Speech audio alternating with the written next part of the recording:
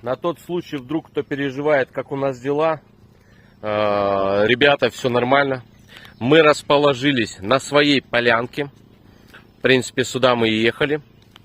Данил Андреевич рыбачит вот там вот. Мои спиннинги стоят здесь, неподалеку, да, так скажем, в зоне видимости, да, прямой. Шатер уже установлен первым делом. Шатер, холодильник установлен. Работает генератор, если вам слышно. Нам его особо не слышно, потому что он вон там, на пригорочке.